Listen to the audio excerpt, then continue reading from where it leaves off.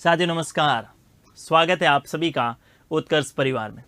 देखिएगा, अपन संसद के कार्यों के संदर्भ में बात कर रहे थे और संसद के द्वारा साधारण कानूनों का निर्माण किस प्रकार होता है, अर्थात साधारण विधेयक कैसे होते हैं, किस प्रकार रखे जाते हैं, उनमें से उनसे संबंधित जो प्रथम वाचन कैसे होता है, द्वितीय वाचन कैसे होता है, तृतीय वाचन कैसे होता है, प्रवर समिति और संयुक्त प्रवर समिति क्या होती है, इनसे संबंधित बातें अपन पिछली क्लास में बात कर चुके थे। आज की इस क्लास में अपन बात करेंगे साथियों किसके संदर्भ में, धन विधेयक के संदर्भ में, मनी बिल और मनी बिल के साथ में जो है वित्त विधेयक के संदर्भ में भी बात करेंगे कि वित्त विधेयक के कितने प्रकार होते हैं और धन विधेयक वित्त विधेयक में शामिल कैसे होता है, इसके संदर्भ में बात करेंगे। देखिएगा जरा, किसके संदर्भ में बात करें, धन विधेयक के संदर्भ में, मनी बिल। किसके संदर्भ में, धन विधेयक। धन विधेयक के संदर्भ में सबसे पहले तो आपको दो आर्टिकल जरूर ध्यान में रखने हैं जहां से अच्छा प्रश्न धन विधेयक से संबंधित पूछा जाता है। सबसे पहले प्रश्न पूछा जाता है कि बताइएगा धन विधेयक की परिभाषा भारतीय संविधान के कौन से अनुच्छेद में है। तो ध्यान में रखना, धन विधेयक की परिभाषा आर्टिकल जो है 110 में है। धन विधेयक की परिभाषा कौन से अनुच्छेद में है, 110 में। जबकि धन विधेयक की प्रक्रिया के बारे में पूछा जाए कि धन विधेयक की प्रक्रिया भारतीय संविधान के कौन से आर्टिकल में है, आर्टिकल 109 में। ये दो आर्टिकल तो आपको ध्यान में रखने ही रखने हैं। इनके अलावा धन विधेयक से संबंधित दो और आर्टिकल आपको ध्यान में रखने होंगे। वो कौन सा, एक धन विधेयक के संदर्भ में राष्ट्रपति की स्वीकृति के लिए आर्टिकल 111 ध्यान में रखना होगा, और एक जो है धन विधेयक हमेशा राष्ट्रपति की पूर्व अनुमति से ही सदन में रखा जाएगा, आर्टिकल 117 भी ध्यान में रखना है। तो इनसे संबंधित तो आपको पहले से पता होगा कि धन विधेयक की परिभाषा आर्टिकल 110 में है, धन विधेयक की प्रक्रिया आर्टिकल 109 में है, लेकिन आर्टिकल 111 भी ध्यान में रखना होगा और आर्टिकल 117 भी ध्यान में रखना होगा। सबसे पहले कैसे पता चलेगा धन विधेयक है अथवा नहीं। भाई किसी बिल के संदर्भ में बात करें तो पता होना चाहिए कि धन विधेयक है अथवा नहीं। इसके लिए आर्टिकल 110 में धन विधेयक की क्या दी गई है, परिभाषा उल्लेखित की गई है। आर्टिकल 110 में धन विधेयक की परिभाषा का उल्लेख किया गया है कि इनसे संबंधित जो भी बात होगी वो धन विधेयक में क्या मानी जाएगी, शामिल मानी जाएगी। तो यहां पर आपको सबसे पहले ध्यान में रखनी है धन विधेयक की परिभाषा। देखिएगा किसके संदर्भ में बात करें, धन विधेयक और धन विधेयक की परिभाषा। धन विधेयक की परिभाषा, तो ध्यान से सुनिएगा, धन विधेयक की परिभाषा के संदर्भ में आर्टिकल आपको ध्यान में रखना है 110, और परिभाषा में 4-5 महत्वपूर्ण बातें हैं वो आपको ध्यान में रखनी है। उनसे संबंधित अगर किसी भी प्रकार का कोई बिल है तो उसको अपन धन विधेयक कह सकेंगे। सबसे पहला बात करें तो कर से संबंधित, किनसे संबंधित, टैक्स से संबंधित। अगर किसी भी प्रकार के कर को लगाना है, अगर किसी भी प्रकार के कर को समाप्त करना है, या अगर किसी भी प्रकार के कर में संशोधन करना है तो विधेयक कैसा होगा, धन विधेयक। वापस से रिपीट कर रहा हूं, टैक्स से संबंधित कोई बात आई, यानी कर का उत्पादन करना है, कर को समाप्त करना है या कर का परिहार करना है, ऐसी शब्दावली भारतीय संविधान में उल्लेखित की गई है। यानी सामान्यतः अपन बात करें किसी भी प्रकार का टैक्स प्रत्यक्ष भी हो सकता है और अप्रत्यक्ष भी हो सकता है। कोई भी टैक्स अगर सरकार लगा रही है, उसे समाप्त कर रही है, टैक्स से संबंधित किसी प्रकार का कोई परिवर्तन कर रही है, वो बिल हमेशा कैसा होगा, मनी बिल होगा, धन विधेयक होगा। दूसरा आपको ध्यान में रखना है, किसी भी व्यय को भारत की संचित निधि पर भारित करना है। भारत की संचित निधि पर भारित करना है।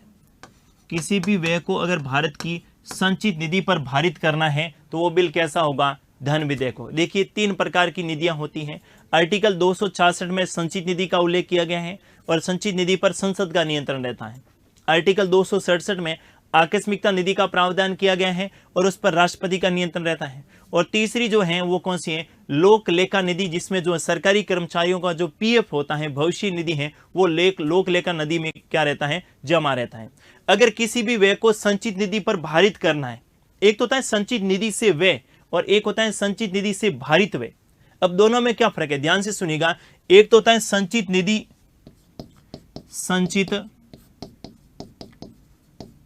से व्यय, और दूसरा होता है संचित निधि से भारित व्यय या संचित निधि पर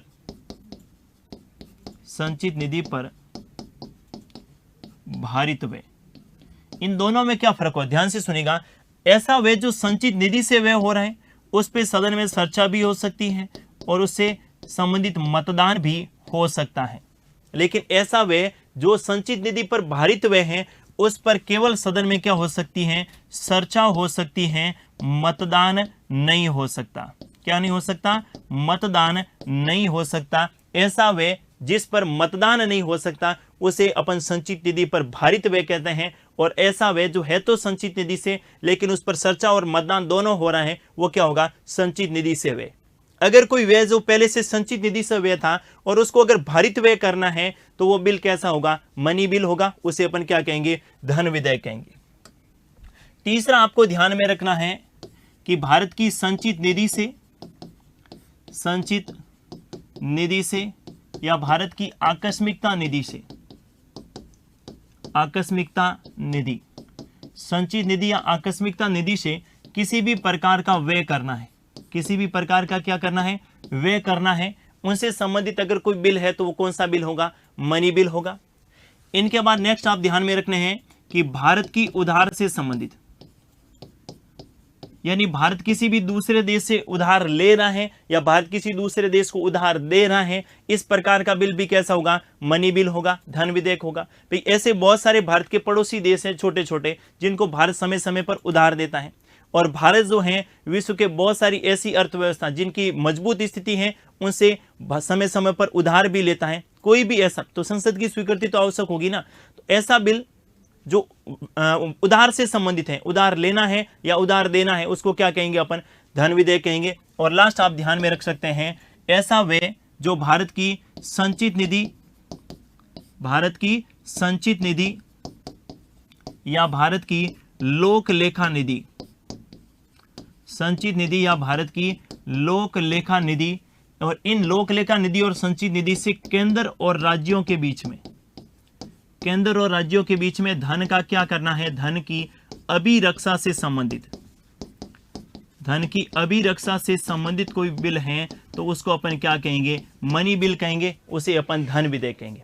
तो धन विधेयक के ये 5 प्रकार हैं, वो आपको सामान्यतः ध्यान में रखना है, और इनके शब्दों को पकड़िएगा, रट्टा बिल्कुल नहीं मारना है। पहला टैक्स से संबंधित है, कर को लगाना है, कर को समाप्त करना है या कर में संशोधन करना है, धन विधेयक होगा। कर प्रत्यक्ष भी हो सकता है और अप्रत्यक्ष भी हो सकता है, कोई फर्क नहीं पड़ेगा, प्रत्यक्ष और अप्रत्यक्ष क्या।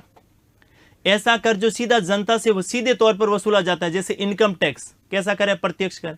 ऐसा कर जो वसूला तो हमसे जाता है लेकिन हमें पता ही नहीं चलता, कैसे, जैसे मार कर खरीदा, मार के पीछे इनडायरेक्ट रूप से जो टैक्स लगा है, जीएसटी लगी, वो क्या है, अप्रत्यक्ष कर है। वो कैसा करें, अप्रत्यक्ष करें। और प्रत्यक्ष कर में तो क्या होता है कि आपकी सैलरी इतनी है तो इनके बदले आपको जो है टैक्स देना होगा, वो तो प्रत्यक्ष। और अप्रत्यक्ष हमें पता ही नहीं चले, इनकी जो मूल्य है, मूल्य राशि में टैक्स ऐड किया जाता है, उसको क्या बोलते हैं, अप्रत्यक्ष कर बोला जाता है। तो टैक्स से संबंधित दूसरा, किसी भी व्यय को संचित निधि पर भारित करना है, वो बिल आपके धन विधेयक होगा। संचित निधि या आकस्मिकता निधि से उधार से उनकी व्यय से संबंधित, भारत के उधार से संबंधित, या फिर अपन बात करें संचित निधि या लोक लेखा निधि में केंद्र और राज्यों के बीच में धन की अभिरक्षा को लेकर किसी प्रकार का कोई बिल है, उसे अपन कौन सा कहेंगे, धन विधेयक कहेंगे। ये 5 बातें आपको धन विधेयक के संदर्भ में ध्यान में रखनी है। परिभाषा भारतीय संविधान के कौन से आर्टिकल में दे रखी है, अनुच्छेद 110 में धन विधेयक की क्या दे रखी है, परिभाषा। अब देखिएगा अगला प्रश्न हो सकता है कि कोई विधेयक धन विधेयक है अथवा नहीं।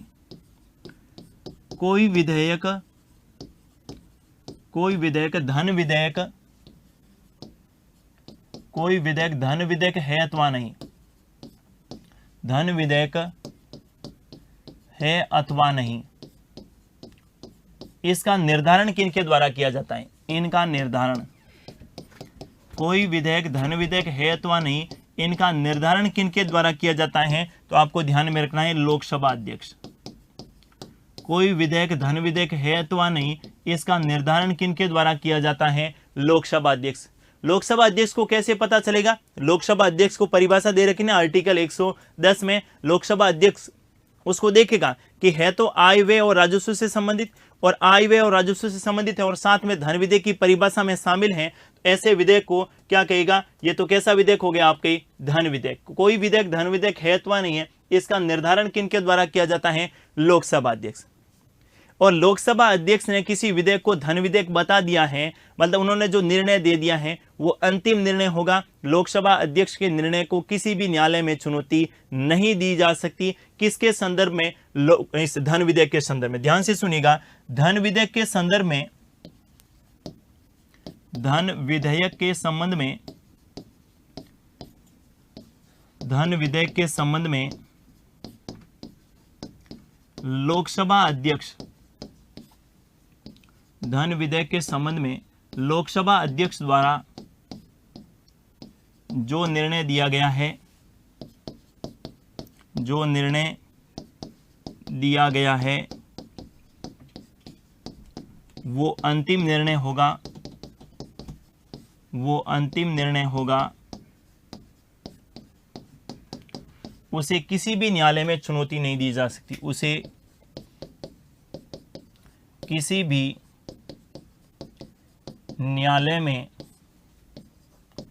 चुनौती नहीं दी जा सकती,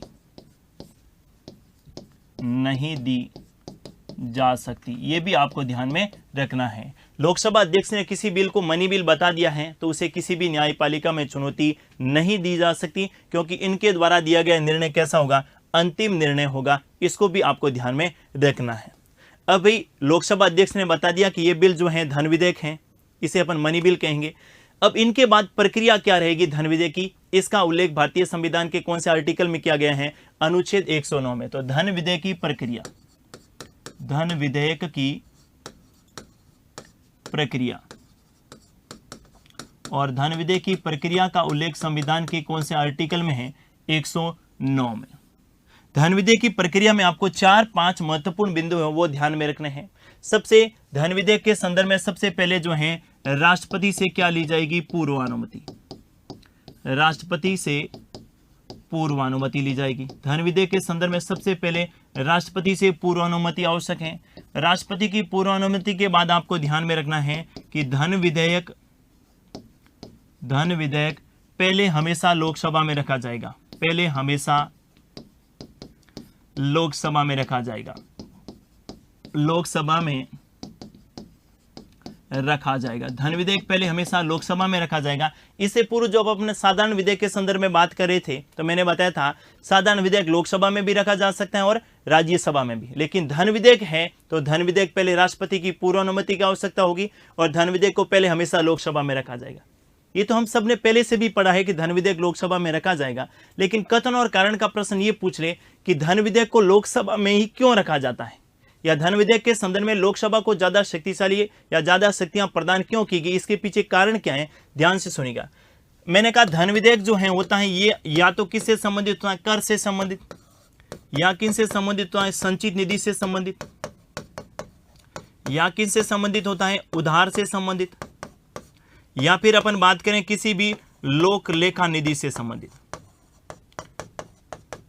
ये सारी परिभाषाएं अपन पढ़ चुके हैं। कर किन पे लगता है भाई? धन विधेयक लोकसभा में क्यों रखा जाता है? कर किन पे लगता है? जनता पर। किन पर लगता है? जनता पर। संचित निधि में जो पैसा है वो पैसा किन का है? जनता का। सरकारें कोई थैला भर के साथ में लेके नहीं आती हैं कि हमारी सरकार बन गई और हम हजारों करोड़ रुपए साथ में लेके जा रहे हैं और हम जो है इस पैसे का क्या करेंगे? उपयोग करेंगे जनता के हित में। नहीं, पैसा तो कहाँ है? संचित निधि में। और संचित निधि में पैसा कहां से आया? हमने जो भी टैक्स दिया है, सरकार की जो भी आय होती है वो सारा का सारा कहां जमा होता है? संचित निधि में। तो संचित निधि में जो पैसा है वो किन का है? भारत की जनता का है, न कि राजनेताओं का है। भारत की जनता का है तो जनता का, तो इसके संदर्भ में जनता का सदन कौन सा होता है? लोकसभा। इसीलिए लोकसभा को ज्यादा शक्तियां प्रदान की गई। किसके संदर्भ में? धन विधेयक के संदर्भ में। उधार लेना है तो उधार तो सरकारें आएगी और चली जाएगी, भार तो किन पर रहेगा? जनता पर। और लोक लेखा निधि में सरकारी कर्मचारियों का जो पीएफ रहता है, सरकारी कर्मचारी कौन होते हैं? भारत की जनता। जब सारे की सारी बात धन विधेयक जो है ये किन से संबंधित बात हो रही है? जनता से संबंधित। और जनता का सदन किसको कहा जाता है? जनता का सदन किसको कहा जाता है? लोकसभा को कहा जाता है। अब जनता का सदन लोकसभा को क्या कहा जाता है? लोकसभा को जनता का सदन इसलिए कहा जाता है क्योंकि लोकसभा के सदस्यों का चुनाव प्रत्यक्ष विधि से होता है। हम सब ने वोट दिए हैं लोकसभा के मेंबर को, राज्यसभा के सदस्यों को हमने वोट नहीं दिए हैं। राज्यसभा का चुनाव अप्रत्यक्ष विधि से होता है।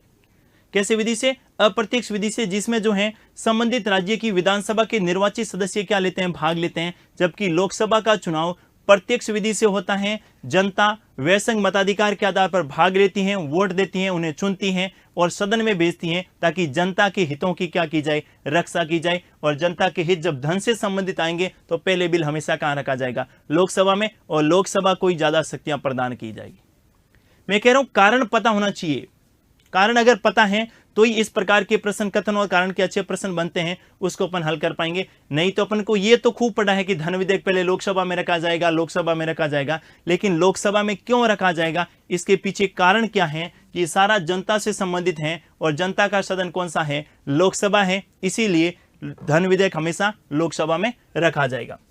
तीसरा आपको ध्यान में रखना है, धन विधेयक जो लोकसभा में रखा जाएगा, लोकसभा में पारित होने के पश्चात, लोकसभा में पारित होने के पश्चात, लोकसभा में पारित होने के पश्चात इसे कहां भेजा जाएगा, राज्यसभा में। लोकसभा में पारित होने के पश्चात कहां भेजा जाएगा, राज्यसभा में। अब साधारण विधेयक के संदर्भ में अपन बात करें तो राज्यसभा को भी लोकसभा के समान शक्तियां प्राप्त थी, लेकिन यहां पर क्या है, यहां पर राज्यसभा जो है, राज्यसभा स्वयं धन विधेयक में संशोधन नहीं कर सकती, स्वयं धन विधेयक में, स्वयं धन विधेयक में संशोधन नहीं कर सकती, स्वयं धन विधेयक में संशोधन नहीं कर सकती। संशोधन की सिफारिश, संशोधन की सिफारिश, संशोधन की सिफारिश लोकसभा को कर सकती है। संशोधन की सिफारिश लोकसभा को कर सकती है, संशोधन की सिफारिश लोकसभा को कर सकती है, लेकिन लोकसभा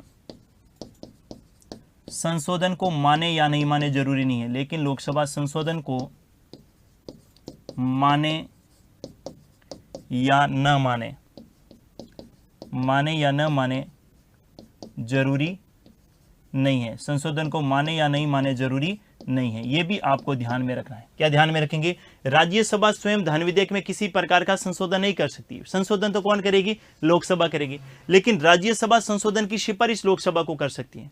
भी कोई बिल था, पहले लोकसभा में रखा, लोकसभा ने पारित किया, फिर किनके पास भेजा, राज्यसभा के पास। राज्यसभा को पहले से समय दे दिया कि आपके पास 14 दिन का समय है, आप 14 दिन में इस धन विधेयक के संदर्भ में जो भी करना है कर लीजिएगा। तो राज्यसभा उस 14 दिन के भीतर जो है धन विधेयक में संशोधन की बात जो है स्वयं संशोधन नहीं करेगी। संशोधन की सिफारिश किनको कर सकती है, लोकसभा को। लेकिन लोकसभा राज्यसभा के द्वारा भेजे गए किसी संशोधन को माने या नहीं माने जरूरी नहीं है। इसके बाद अगला जो अपने पूछा जाता है कि धन विधेयक के संदर्भ में राज्यसभा को कितने दिन का समय दिया जाता है, तो ध्यान से सुनिएगा। धन विधेयक के संबंध में, धन विधेयक के संबंध में, धन विधेयक के संबंध में राज्यसभा, धन विधेयक के संबंध में राज्यसभा को 14 दिन का समय दिया जाता है, 14 डेज, 14 दिन का समय दिया जाता है, 14 दिन का समय दिया जाता है।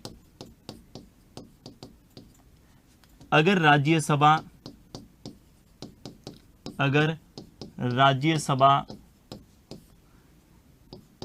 14 दिन में, अगर राज्यसभा 14 दिन में धन विधेयक को पारित नहीं करती है, तो उसे पारित मान लिया जाता, तो पारित मान लिया जाता है, तो पारित मान लिया जाता है। इसका मतलब क्या हुआ, इसका मतलब यह हुआ कि राज्यसभा धन विधेयक को मात्र 14 दिन तक रोक कर रख सकती है। राज्यसभा धन विधेयक को कितने दिन तक, 14 दिन तक क्या कर सकती है, रोक कर रख सकती है। इसके अलावा धन विधेयक के संदर्भ में राज्यसभा को कोई भी शक्ति प्राप्त नहीं है। कोई बिल राज्यसभा में भेजा तो जाएगा धन विधेयक, लेकिन राज्यसभा को पहले से समय दे रखा है, कितने दिन, 14 दिन, कि आपने अगर 14 दिन में पारित नहीं किया तो हम इसे पारित मान लेंगे। आपकी स्वीकृति जरूरी नहीं है, आपको केवल 14 दिन तक रोक कर रखने का अधिकार है। फिर आप कहेंगे फिर ऐसी क्या आवश्यकता पड़ी जो राज्यसभा को 14 दिन रोक कर रखने का अधिकार दिया गया। यहां हो सकता है कि लोकसभा ने जल्दबाजी में पारित किया हो। भाई एक तो कोई कानून है जो अकेला एक सदन पढ़े, और एक जो है एक से के बाद दूसरे में पढ़े, तो दूसरा उसमें कमियां तो निकाल सकता है। हो सकता है उसकी कमियों को माने या नहीं माने, लेकिन कमियां निकालने का हक तो राज्यसभा को है ना। राज्यसभा धन विधेयक में आवश्यक संशोधन की सिफारिश किनको करेगी? लोकसभा को, कि भाई साहब ये थोड़ा सा और हो जाता ना तो ये मनी बिल जो है और ज्यादा बेहतर काम कर सकता था और उसमें अपन बेहतरीन कर सकते थे। तो राज्यसभा जो है धन विधेयक को 14 दिन तक रोक कर रख सकती है। धन विधेयक में राज्यसभा स्वयं किसी प्रकार का संशोधन नहीं कर सकती है। संशोधन की सिफारिश जो है ये लोकसभा को कर सकती है, लेकिन सिफारिश को लोकसभा माने या नहीं माने जरूरी नहीं है।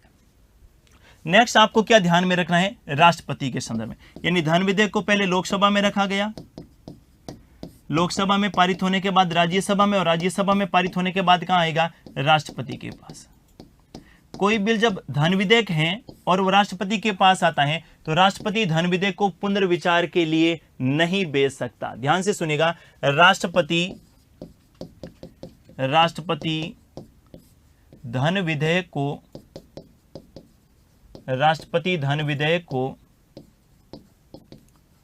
पुनर्विचार हेतु, राष्ट्रपति धन विधेयक को पुनर्विचार हेतु नहीं भेज सकता। राष्ट्रपति धन विधेयक को पुनर्विचार हेतु नहीं भेज सकता। क्यों नहीं भेज सकता? कारण सुनिएगा। राष्ट्रपति धन विधेयक को पुनर्विचार के लिए इसलिए नहीं भेज सकता क्योंकि राष्ट्रपति ने पहले से क्या दी है? पूर्व अनुमति। मैं कह रहा हूं ना कोई कारण रहता है प्रत्येक घटना के पीछे, और जिस दिन पॉलिटी में आपने कारणों को समझना शुरू कर लिया, आप रट्टा नहीं मारेंगे, आपका कंसेप्ट क्लियर रहेगा। क्यों? क्योंकि राष्ट्रपति ने पहले से क्या दे रखी है? अनुमति दे रखी है। भाई मेरे पास कोई बिल आया था और मैंने पहले से उस पर स्वीकृति दे दी है, और अब संसद में पारित होने के बाद दोनों सदनों में जब आप मेरे पास आया है तो मैं उस पर वापस पुनर्विचार के लिए कैसे भेजूंगा, जबकि मैंने पहले से क्या दे रखी है? पूर्व अनुमति दे रखी है। तो राष्ट्रपति धन विधेयक को वापस पुनर्विचार के लिए नहीं भेज सकता, क्योंकि राष्ट्रपति ने धन विधेयक के संदर्भ में पहले से क्या दे रखी है? पूर्व अनुमति दे रखी है। ये आपको ध्यान में रखना है। तो ये कौन सा विधेयक हो गया? धन विधेयक। अब अपन धन विधेयक और साधारण विधेयक दोनों को तुलनात्मक रूप से जानेंगे तो दोनों आपके एकदम कंसेप्ट क्लियर हो जाएंगे। किन के संदर्भ में बात करें? दोनों विधेयक पढ़ लिए अपने, कौन कौन से? एक तो साधारण विधेयक। कौन सा विधेयक?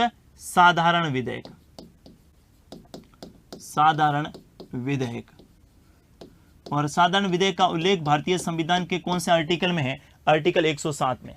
साधारण विधेयक का उल्लेख कौन से आर्टिकल में है?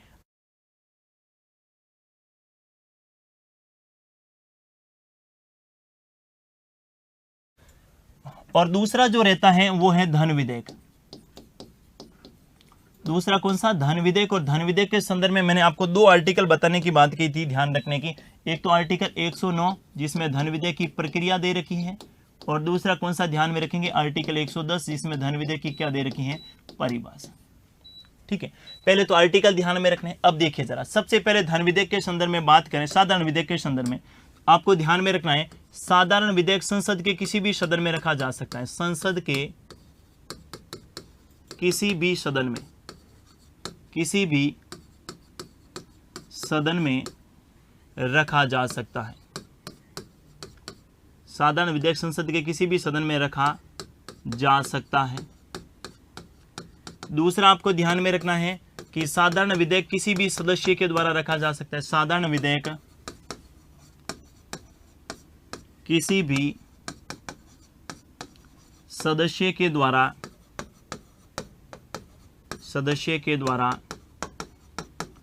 रखा जा सकता है।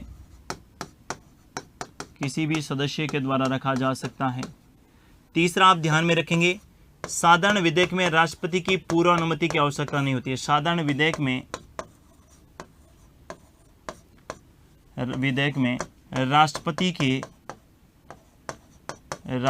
के पूर्व अनुमति की आवश्यकता नहीं होती है। पूर्व अनुमति की आवश्यकता नहीं होती। देखिए जरा, किसके बारे में बात करें? पहले साधारण विधेयक। हमने पढ़ा था कि साधारण विधेयक संसद के किसी भी सदन में रख सकते हैं। दूसरा, साधारण विधेयक संसद के किसी भी सदस्य के द्वारा रखा जा सकता है। और तीसरा, साधारण विधेयक में राष्ट्रपति की पूर्व अनुमति की आवश्यकता नहीं होती है। जबकि धन विधेयक के संदर्भ में बात करें तो सबसे पहले ध्यान में रखना है, धन विधेयक हमेशा लोकसभा में रखा जाएगा। धन विधेयक पहले हमेशा कहां रखा जाएगा? लोकसभा में। पहले हमेशा कहां रखा जाएगा? लोकसभा में। दूसरा, धन विधेयक हमेशा सरकारी विधेयक होता है, तो धन विधेयक को मंत्री रखेंगे। धन विधेयक प्राय सरकारी विधेयक होते हैं। धन विधेयक प्राय सरकारी विधेयक होते हैं, तो इसे मंत्री के द्वारा रखा जाएगा। मंत्री के द्वारा रखा जाएगा। जबकि साधारण विधेयक के संदर्भ में आपने क्या बात की? साधारण विधेयक संसद का किसी भी सदस्य के द्वारा रखा जा सकता है। साधारण विधेयक दो प्रकार के होंगे, सरकारी है तो मंत्री रखेगा, गैर सरकारी मंत्री के अलावा दूसरा सदस्य भी रख सकता है। लेकिन धन विधेयक प्राय सरकारी विधेयक होता है और उसको मंत्री के द्वारा ही रखा जाएगा। तीसरा, धन विधेयक को लोकसभा में रखने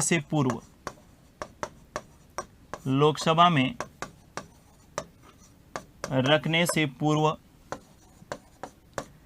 राष्ट्रपति की स्वीकृति की आवश्यकता होती है। राष्ट्रपति की पूर्व अनुमति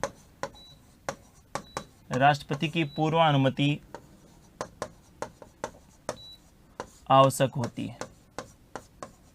राष्ट्रपति की पूर्व अनुमति क्या होती है? आवश्यक होती है। ये तीन तुलनात्मक रूप से, मैं कह रहा हूं ना, पूरी को अपन तुलनात्मक रूप से पढ़ें। साधारण विधेयक, धन विधेयक, देखिए तीन तुलनात्मक रूप से हो गए। इसके बाद अगला आपको ध्यान में रखना है, नेक्स्ट अपन पढ़ेंगे साधारण विधेयक और धन विधेयक में चौथा जो अंतर रहता है किसके संदर्भ में? एक तो अपना है साधारण विधेयक और दूसरा कौन सा है? धन विधेयक। धन विधेयक देखिए जरा, साधारण विधेयक के संदर्भ में बात करें तो यहां पर आपको ध्यान में रखना है, साधारण विधेयक के संदर्भ में, साधारण विधेयक के संबंध में दोनों सदनों को समान शक्तियां प्राप्त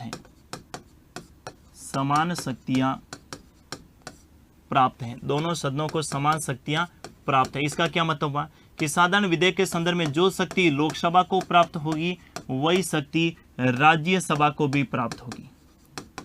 यानी साधारण विधेयक में जो शक्ति लोकसभा को प्राप्त होगी वो राज्यसभा को भी प्राप्त होगी, अर्थात दोनों सदनों को समान शक्तियां प्राप्त हैं। जबकि धन विधेयक के संदर्भ में बात करें तो आपको ध्यान में रखना है, धन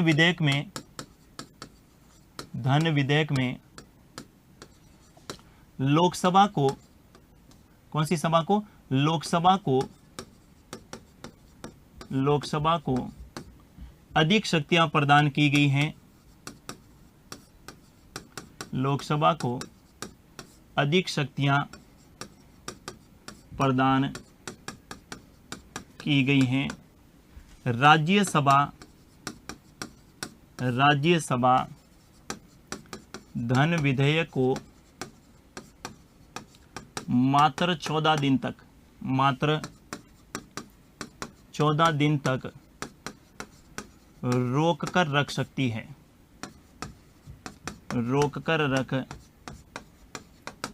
है। किसके संदर्भ में बात होगी? धन विधेयक के संदर्भ। अगला देखिए, नेक्स्ट आपको अंतर ध्यान में रखना है नंबर 5 पे कि धन विधेयक अपने साधारण विधेयक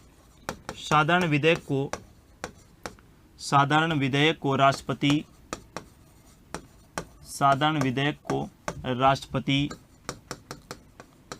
राष्ट्रपति पुनर्विचार हेतु भेज सकता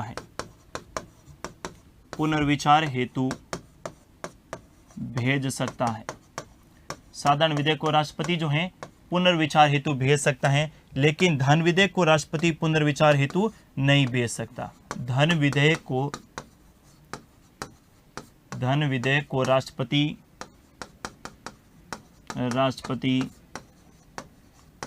पुनर्विचार हेतु पुनर्विचार हेतु नहीं भेज सकता। धन विधेयक को राष्ट्रपति पुनर्विचार हेतु नहीं भेज सकता। एक और आप महत्वपूर्ण बिंदु ध्यान में रख सकते हैं, साधारण विधेयक पर संयुक्त बैठक बुलाई जा सकती है। साधारण विधेयक पर संयुक्त बैठक, साधारण विधेयक पर कौन सी बैठक? संयुक्त बैठक यानी जॉइंट सेटिंग, आर्टिकल 108। साधारण विधेयक पर संयुक्त बैठक बुलाई जा सकती है। साधारण विधेयक पर संयुक्त बैठक बुलाई जा सकती है, लेकिन धन विधेयक पर संयुक्त बैठक नहीं बुलाई जा सकती। धन विधेयक पर संयुक्त बैठक का प्रावधान नहीं है। संयुक्त बैठक का प्रावधान नहीं है। संयुक्त बैठक का प्रावधान नहीं। ये हो गया कौन सा? साधारण विधेयक और धन विधेयक में अंतर। वापस से रिपीट कर रहा हूं, ये 6 अंतर अपने जान लिए तो दोनों विधेयक क्लियर हो जाएंगे, साधारण और धन विधेयक। देखिए जरा, सबसे पहले आर्टिकल साधारण विधेयक के संदर्भ में आर्टिकल 107, धन विधेयक के संदर्भ में धन विधेयक की प्रक्रिया पूछे तो आर्टिकल 109, धन विधेयक की परिभाषा पूछे तो आर्टिकल 110। अब आपको ध्यान में रखना है, साधारण विधेयक संसद के किसी भी सदन में रखा जा सकता है। साधारण विधेयक को किसी भी सदन का क्या मतलब हुआ? साधारण विधेयक को लोकसभा में भी रखा जा सकता है और राज्यसभा में भी रखा जा सकता है, लेकिन धन विधेयक पहले हमेशा कहां रखा जाएगा? लोकसभा में रखा जाएगा। धन विधेयक को राज्यसभा में रख ही नहीं सकते, पहले धन विधेयक कहां रखा जाएगा? लोकसभा में। और मैंने ये भी बताया कि लोकसभा में क्यों रखा जाएगा, उसके पीछे क्या कारण है, वो भी ध्यान में रखना है। दूसरा देखिए, साधारण विधेयक संसद के किसी भी सदस्य के द्वारा रखा जा सकता है। साधारण विधेयक अगर किसी भी सदस्य के द्वारा क्या मतलब हुआ कि अगर मंत्री रख रहा है तो वो सरकारी बिल होगा, और मंत्री के अलावा संसद का कोई भी दूसरा सदस्य, लोकसभा और राज्यसभा, क्योंकि मंत्री तो तय है ना, मंत्री कितने होंगे केंद्र में? लोकसभा की कुल सदस्य संख्या के 15%, यानी 70 से 80 मंत्री होंगे टोटल कुल मिलाकर। जबकि संसद के सदस्यों की संख्या कितनी है? 543 तो लोकसभा के और 245 राज्यसभा के, तो कुल मिलाकर जो है 543 और 245, इनमें से मंत्रियों को निकालकर दूसरा कोई भी सदस्य वो भी साधारण विधेयक रख सकता है, लेकिन धन विधेयक हमेशा कौन रखेगा? मंत्री रखेगा, क्योंकि धन विधेयक प्राय कैसे विधेयक होते हैं? सरकारी विधेयक होते हैं।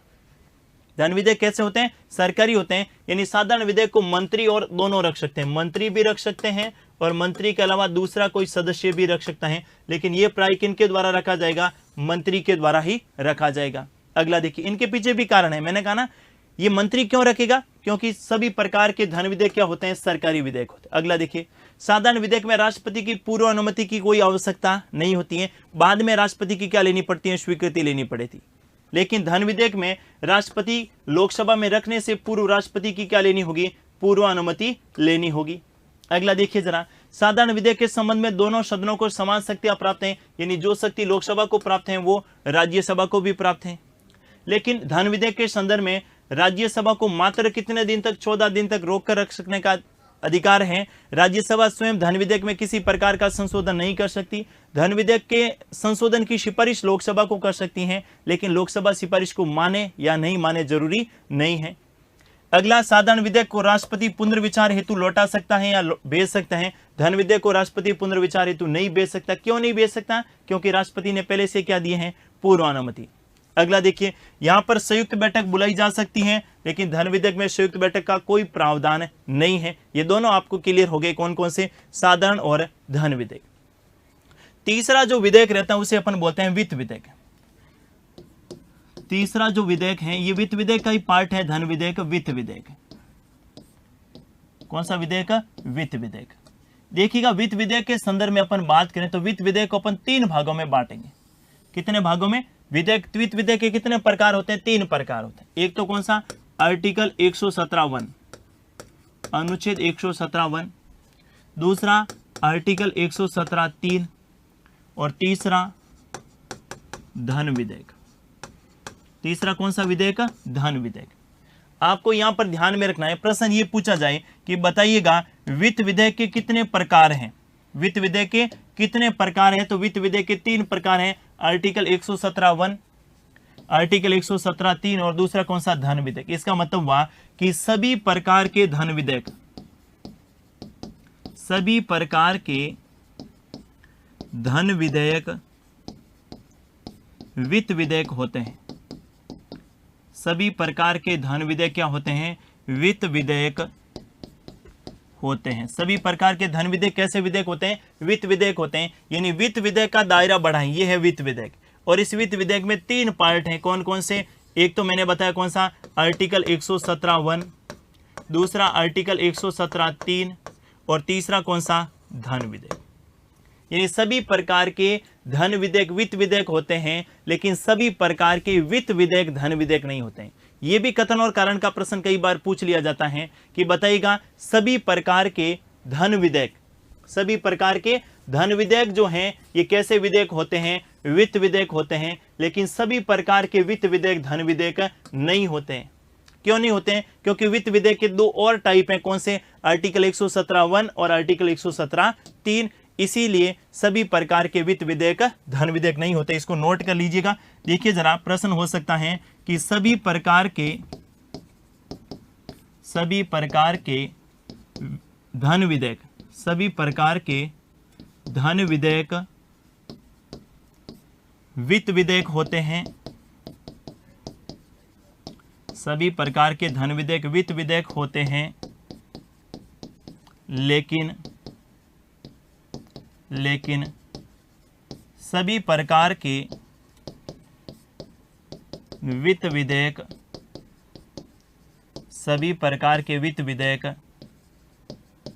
धन विधेयक नहीं होते हैं। धन विधेयक नहीं होते हैं। सभी प्रकार के वित्त विधेयक धन विधेयक नहीं होते हैं। क्यों? तो आपको ध्यान में रखना, क्योंकि वित्त विधेयक का दायरा विस्तृत है। क्या ध्यान में रखेंगे? वित्त विधेयक का दायरा विस्तृत है। वित्त विधेयक का दायरा विस्तृत है, जबकि धन विधेयक का संकुचित। जबकि धन विधेयक का संकुचित। ये आपको ध्यान में रखना है। तो सभी प्रकार के वित्त विधेयक क्या होंगे? धन विधेयक नहीं होंगे, लेकिन सभी प्रकार के धन विधेयक क्या होंगे? वित्त विधेयक होंगे। अब आपसे परिभाषा पूछी जा सकती है कि बताइए वित्त विधेयक की क्या परिभाषा है? धन विधेयक की परिभाषा तो आर्टिकल 110 में दी गई है और आपने क्लियर भी कर ली। वित्त विधेयक की परिभाषा के बारे में बात करें, किसके संदर्भ में? वित्त विधेयक। तो वित्त विधेयक में क्या ध्यान में रखेंगे? सभी प्रकार के आय व्यय और राजस्व, सभी प्रकार के आय व्यय, सभी प्रकार के आय व्यय एवं राजस्व से संबंधित, आय व्यय एवं राजस्व से संबंधित विधेयक, आय व्यय और राजस्व से संबंधित विधेयक वित्त विधेयक होते हैं। वित्त विधेयक होते हैं। कौन कौन से? भारत सरकार के सभी प्रकार के आय से संबंधित, व्यय से संबंधित और राजस्व से संबंधित सभी प्रकार के जो विधेयक होंगे उसे अपन कैसे विधेयक कहेंगे? वित्त विधेयक कहेंगे। जबकि धन विधेयक में जो कर से संबंधित होगा, जो उधार से संबंधित होगा, जो संचित निधि से संबंधित होगा, या संचित निधि के अलावा जो लोक लेखा निधि में केंद्र राज्यों की जो अभिरक्षा से संबंधित होगा, उन्हीं को अपन क्या बोलेंगे? धन विधेयक बोलेंगे। इनके अलावा सभी प्रकार के आय व्यय और राजस्व से संबंधित विधेयक क्या होंगे? धन विधेयक, वित्त विधेयक। अभी देखिएगा, इनको अपन 2 भागों में बांटेंगे। यानी एक तो अपन पढ़ चुके हैं कौन सा? धन विधेयक। 2 और रह गए। कौन कौन सा? एक तो आर्टिकल 117(1), कौन सा? अनुच्छेद 117(1), और दूसरा आप ध्यान में रखेंगे कौन सा? आर्टिकल 117(3), अनुच्छेद 117(3। अब अगर इनकी आप परिभाषा जान लिए तो आपके ये वित्त विधेयक भी क्लियर हो जाएंगे। आर्टिकल 117(1) का मतलब है कि ऐसा विधेयक, 117(1) में क्या लिखा गया है कि ऐसा विधेयक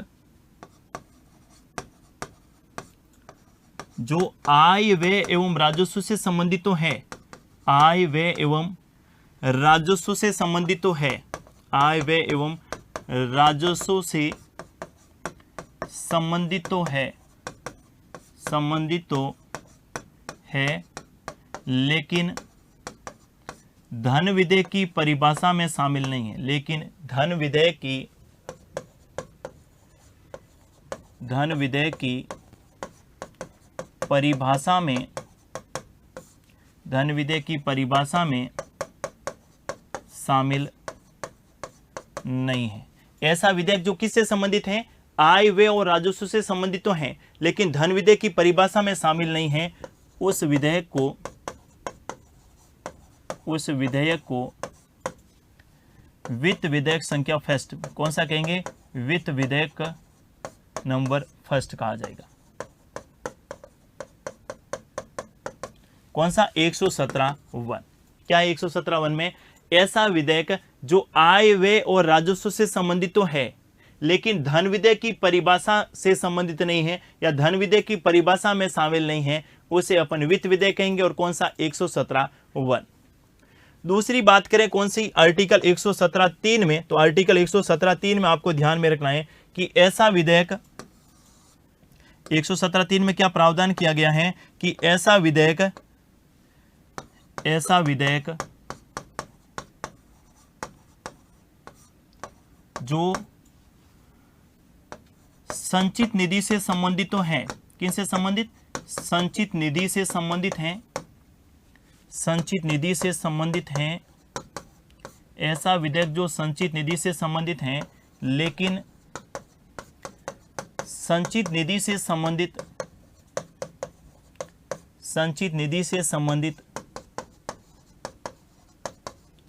जो प्रावधान,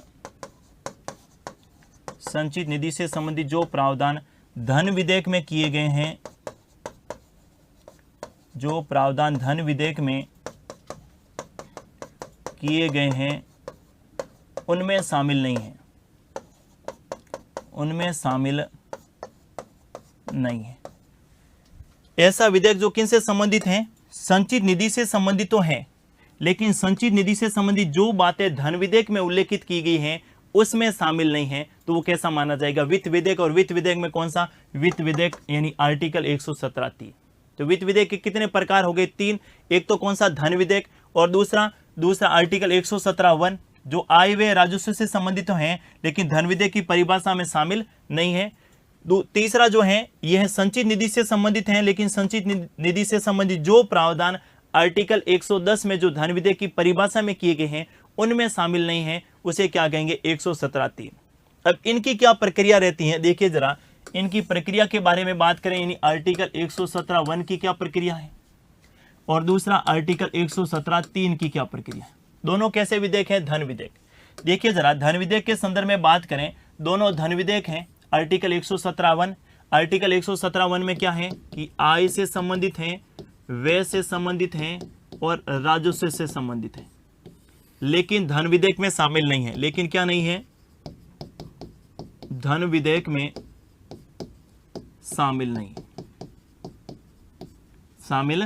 है, लेकिन धन विधेयक में शामिल नहीं है। दूसरा आपको ध्यान में रखना है इसके संदर्भ में, ऐसा विधेयक जो किन से संबंधित है, संचित निधि से संबंधित। संचित निधि से संबंधित तो है, लेकिन संचित निधि से संबंधित जो प्रावधान धन विधेयक में किए गए हैं उनमें शामिल नहीं है, धन विधेयक में शामिल नहीं है। ये आपको ध्यान में रखना। इनकी क्या प्रक्रिया रहेगी, सबसे पहले इनके बारे में बात करें। इनकी प्रक्रिया के संदर्भ में बात करें तो आपको ध्यान में रखना है, इस वाले विधेयक की प्रक्रिया देखिए जरा, ये जो है राष्ट्रपति की पूर्व अनुमति लेनी होगी। यहाँ पर इस वाले विधेयक के लिए पहले क्या करनी होगी, राष्ट्रपति की पूर्व अनुमति लेनी होगी। राष्ट्रपति की पूर्व अनुमति, और राष्ट्रपति की पूर्व अनुमति के बाद इसको कहां रखा जाएगा, पहले लोकसभा में। राष्ट्रपति की पूर्व अनुमति के बाद कहां रखा जाएगा, लोकसभा में। और लोकसभा में रखने के बाद आगे की प्रक्रिया साधारण विधेयक के समान, आगे की प्रक्रिया किसके समान होगी, साधारण विधेयक के समान। आगे की प्रक्रिया कौन से विधेयक के समान होगी, साधारण विधेयक के समान। इसमें दो ही बातें विशेष रहेगी। पहली कौन सी, ऐसा विधेयक जो आय व्यय राजस्व से संबंधित है लेकिन धन विधेयक की परिभाषा में शामिल नहीं है, उस विधेयक के लिए राष्ट्रपति की पूर्व अनुमति लेनी होगी। और ऐसा विधेयक पहले हमेशा कहां रखा जाएगा, लोकसभा में। पहले कहां रखा जाएगा, लोकसभा में रखा जाएगा। और लोकसभा में पारित होने के बाद या लोकसभा में रखने के बाद आगे की सारी प्रक्रिया वही होगी जो साधारण विधेयक की होगी। मतलब यहां पर भी राज्यसभा को लोकसभा के समान शक्ति प्राप्त होगी, राज्यसभा स्वयं इस प्रकार के विधेयक में संशोधन कर सकती है। तो यहां पर जो है केवल ये दो कंडीशन ध्यान में रखिएगा कि पहले राष्ट्रपति की पूर्व अनुमति की आवश्यकता होगी और इसको प्रथम कहां रखा जाएगा, लोकसभा में, और लोकसभा में रखने के बाद आगे की सारी प्रक्रिया वो है साधारण विधेयक के समान संपन्न होगी। इस वाले की बात करें, देखिएगा जरा, इसमें आपको क्या ध्यान में रखना है, ऐसा विधेयक जो किनसे संबंधित है, संचित निधि से, लेकिन धन विधेयक की परिभाषा में शामिल नहीं है। तो यहां पर जो है इसको संसद के किसी भी सदन में रखा जा सकता है, संसद के किसी भी सदन में रखा जा सकता है, संसद के किसी भी सदन में रखा जा सकता है। संसद के किसी भी सदन में रखने का मतलब है इसको लोकसभा में भी रख सकते हैं और राज्यसभा में भी रखा जा सकता है। दूसरी बात इसमें महत्वपूर्ण ध्यान में रखनी है, और वो क्या है, दूसरी बात इसमें क्या ध्यान में रखनी है, सदन में चर्चा से पूर्व, सदन में चर्चा से पूर्व राष्ट्रपति की स्वीकृति आवश्यक, राष्ट्रपति की स्वीकृति आवश्यक। सदन में चर्चा से पूर्व राष्ट्रपति की स्वीकृति क्या होगी, आवश्यक होगी, और इसके बाद आगे की प्रक्रिया साधारण विधेयक के समान होगी। आगे की जो प्रक्रिया रहेगी, आगे की प्रक्रिया साधारण विधेयक के समान, आगे की प्रक्रिया किसके समान रहेगी, साधारण विधेयक के समान। किसके समान रहेगी, साधारण विधेयक के समान। आगे की प्रक्रिया किसके समान रहेगी, साधारण विधेयक के समान रहेगी। कौन सी हो गया, आर्टिकल 117(3).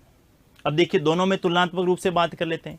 इनमें जो है पहले राष्ट्रपति की पूर्व अनुमति लेनी होगी और इसको पहले लोकसभा में रखना होगा, इसके बाद आगे की प्रक्रिया साधारण विधेयक के समान। इसमें पहले राष्ट्रपति की स्वीकृति लेनी आवश्यक नहीं है, इसमें जो है सदन में रख सकते हैं, किसी भी सदन में रखा जा सकता है, लेकिन सदन में उस विधेयक पर चर्चा से पूर्व राष्ट्रपति से क्या लेनी होगी, स्वीकृति लेनी होगी, और जब राष्ट्रपति स्वीकृति दे देंगे तो उसके बाद आगे की प्रक्रिया सारी किसके समान होगी, साधारण विधेयक के समान संपन्न होगी। इसको आपको ध्यान में रखना है। तो ये आपका हो गया कौन सा विधेयक, वित्त विधेयक। अब देखिए वित्त विधेयक के 3 पार्ट हैं, और एक बार अगर तीनों को तुलनात्मक रूप से देख लिया जाए तो और जो है कंसेप्ट क्लियर हो जाएगा और अपनी समझ और किसी विधेयक के संदर्भ में बेहतर हो जाएगी। वित्त विधेयक के 3 प्रकार हैं। एक तो कौन सा है, धन विधेयक। कौन सा विधेयक है, धन, केवल प्रक्रिया की बात करूंगा मैं, है ना, धन विधेयक। दूसरा कौन सा, आर्टिकल 117(1), और तीसरा कौन सा, आर्टिकल 117(3). तीनों प्रकार के विधेयक कैसे है भाई, वित्त विधेयक। अब देखिए धन विधेयक में हम सबको पता है कि धन विधेयक में राष्ट्रपति की पूर्व अनुमति की आवश्यकता होती है, राष्ट्रपति की पूर्वानुमति, और धन विधेयक में राष्ट्रपति की पूर्व अनुमति के बाद में पहले हमेशा लोकसभा में, पहले कहां रखा जाएगा, लोकसभा में। लोकसभा में पारित होने के बाद कहां आएगा, राज्यसभा में। लेकिन राज्यसभा 14 दिन तक, राज्यसभा 14 दिन तक क्या कर सकती है, रोक कर रख सकती है, और राज्यसभा जो है संशोधन नहीं कर सकती, राज्यसभा संशोधन नहीं कर सकती। इसके बाद नेक्स्ट आप ध्यान में रखेंगे कि यहां पर जो है राष्ट्रपति पुनर्विचार के लिए नहीं भेज सकता, राष्ट्रपति पुनर्विचार हेतु नहीं भेज सकता, और यहां पर जो है संयुक्त बैठक नहीं हो सकती, संयुक्त बैठक नहीं हो सकती। क्लियर हो गया, धन विधेयक। इसमें देखिए जरा, इसमें सबसे पहले क्या करना होगा, राष्ट्रपति की पूर्व अनुमति इसमें भी लेनी होगी, राष्ट्रपति की क्या लेनी होगी, पूर्वानुमति लेनी होगी, और राष्ट्रपति की पूर्वानुमति के बाद में जो है पहले इसको भी कहां रखना होगा, पहले लोकसभा में रखना होगा, और लोकसभा में रखने के बाद आगे की सारी प्रक्रिया साधारण विधेयक के समान, आगे की प्रक्रिया साधारण विधेयक के समान, साधारण, आगे की प्रक्रिया साधारण विधेयक के समान, साधारण विधेयक के समान। यानी इसका क्या मतलब हुआ कि यहां पर जो है राज्यसभा को भी समान शक्ति प्राप्त होगी, राज्यसभा को भी समान शक्ति, केवल एक शक्ति नहीं होगी। इस प्रकार के विधेयक को पहले राज्यसभा में नहीं रखा जाएगा, कहाँ रखा जाएगा? लोकसभा में। तीसरा जो विधेयक रहता है उसको आपको ध्यान में रखना है, इसमें पहले राष्ट्रपति की स्वीकृति की आवश्यकता नहीं है, संसद के किसी भी सदन में रखा जा सकता है। क्या ध्यान में रखेंगे? संसद के किसी भी सदन में रखा जा सकता है, संसद के किसी भी सदन में रखा जा सकता है, संसद के किसी भी सदन में रखा जा सकता है। दूसरी बात, सदन में चर्चा से पूर्व, सदन में चर्चा से पूर्व राष्ट्रपति की स्वीकृति लेनी आवश्यक होगी, राष्ट्रपति की स्वीकृति आवश्यक होगी। और आगे की सारी प्रक्रिया, आगे की प्रक्रिया साधारण विधेयक के समान, आगे की प्रक्रिया किसके समान है? साधारण विधेयक के समान। ये क्लियर हो गया कौन सा? तीनों प्रकार के वित्त विधेयक। अब धन विधेयक का पूछ ले, आपके आर्टिकल 117(1) का पूछ ले, या फिर आर्टिकल 117(3) का पूछ ले, तीनों क्लियर हैं। तीनों में आपको ध्यान में रखना है, धन विधेयक में ये प्रक्रिया रहेगी, वित्त विधेयक में जो आर्टिकल 117(1) की ये रहेगी और आर्टिकल 117(3) की रहेगी। इससे पूर्व जो है, इससे पूर्व अपने ये भी तुलनात्मक रूप से जान लिया था कौन कौन सा, एक तो साधारण विधेयक और दूसरा कौन सा? धन विधेयक। इसी प्रकार से अगर आप तुलनात्मक रूप से तीनों प्रकार के विधेयकों को जानेंगे तो बिल्कुल क्लियर हो जाएगा। एक प्रकार का विधेयक और बच गए हैं, कौन सा? संविधान संशोधन, यानी भारतीय संविधान में संशोधन किस प्रकार किया जाता है, संशोधन के संदर्भ में क्या शक्तियां प्रदान की गई हैं, संशोधन करने की क्या विधि है, इसमें ज्यादा शक्तिशाली लोकसभा है या राज्यसभा, संशोधन कितने प्रकार से किया जाता है, 368 में कितने प्रकार का प्रावधान किया गया है, और वैसे संविधान में संशोधन कितने प्रकार का हो सकता है, इनके संदर्भ में जानेंगे अपन नेक्स्ट क्लास में। आज के लिए बस इतना ही। थैंक यू, धन्यवाद।